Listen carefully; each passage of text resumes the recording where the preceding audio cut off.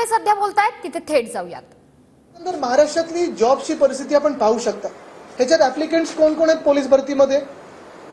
Post graduate 138 आहेत, BSc 166 आहेत, BSc agri 16 आहेत, बीई 22 आहेत, बीएससी वगैरे एलएलबी 3 आहेत, बीटेक 3 आहेत, बीएसडब्ल्यू 8 आहेत, बीए 526 आहेत, बी फार्माचे साधारणपणे 10 आहेत, बीकॉमचे 80 आहेत.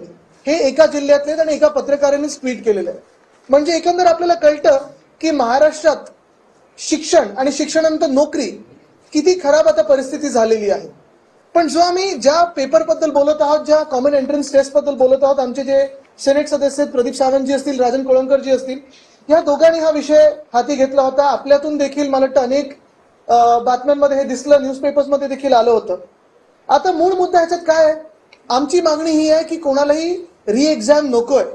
पहिलंच मी स्वच्छ आणि स्पष्टपणे सांगतो की सीईटी मध्ये री एक्झाम कुठच्याही विद्यार्थ्यांना नकोय.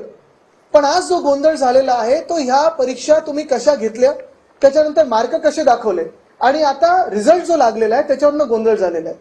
पहिला गोंधळ हा आहे की ह्या पेपरमध्ये सीईटी मध्ये सीईटी सेलची स्वतःची एक नोटीस आलेली आहे, रिवाइज नोटीस आलेली आहे. त्याच्यात तुम्हाला सांगतो एकंदर 30 सेशन मध्ये दोन पेपर घेतले होते. सीईटी जी इंजिनिअरिंगसाठी आहे त्याच्यात 24 बॅचेस मध्ये एक पेपर दिला गेला. किती? 24.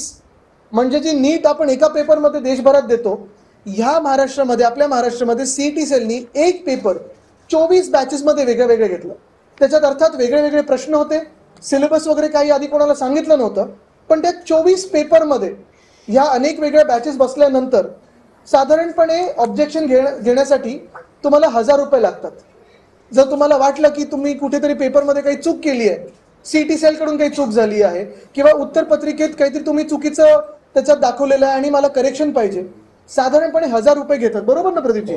आता ते 1000 रुपये किती ऑब्जेक्शन जर घेतलेत तर 1425 ऑब्जेक्शन ह्या पेपरमध्ये आले. म्हणजे तुम्ही आता त्याच्यात जे काही इक्वेशन येते लावा, 1425 इंटू 1000 किती झाले? एवढे पैसे ह्या सीईटी सेलनी कमवलेले आहेत. त्याच्यात 232 युनिक ऑब्जेक्शन आयडीज आहेत. आता चुका तरी किती याव्यात? ज्या विद्यार्थ्यांनी काढलेल्या आहेत, म्हणजे तुम्ही लक्षात घ्या, या सीईटी सेलनी किंवा ज्यांनी पेपर सेट केला त्यांनी चुका काढलेल्या नाही आहेत. ह्या पेपरमध्ये चुका झालेल्या आहेत. ते किती असतील? तर माझ्याकडे हे एक पान आहे, दुसरं पान आहे, तिसरं पान आहे. म्हणजे विचार करा, जो पेपर तुम्ही लिहिताय त्या पेपरमध्ये चुका ह्या 54 चुका आहेत. म्हणजे पहिलं तर ह्या एक्झामिनेशन जे सेट केलं त्यांची परीक्षा घेतली पाहिजे की त्यांची योग्यता काय आहे हे पेपर सेट करण्याची.